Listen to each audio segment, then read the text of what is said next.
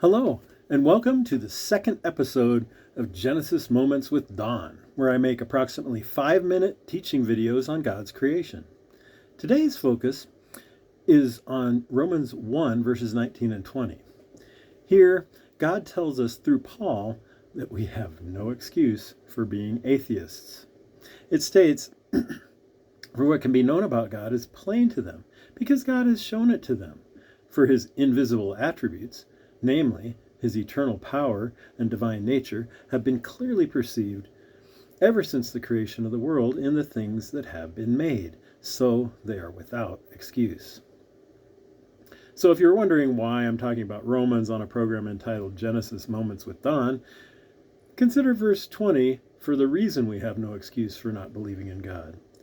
Clearly perceived in the things that have been made. The things that have been made are discussed in Genesis. Note what this passage says and what it doesn't say. It doesn't say that things like salvation in Jesus Christ are clearly perceived in the things that have been made. We can't know who God is from just looking at God's creation. However, the passage does say that God's eternal power and divine nature have always been clearly perceived in the things that have been made.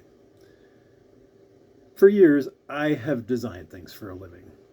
While my colleagues may be impressed by the elegance or the intricacy of my designs, what I've done is child's play compared to what I see in front of my eyes every time I look at a living thing that God has made. I feel like my best work is equivalent to a toddler on the beach dragging a stick through the sand. If it takes people of intelligence, the proper materials, sensors, programming, and so on, to develop a piece of equipment, and if we know when we see such a thing that it was obviously designed, why on earth should I or anyone else think that living things, which are tremendously more complex than anything humans have ever achieved, just happened by accident and chance? I can attest that it is hard to develop a good design.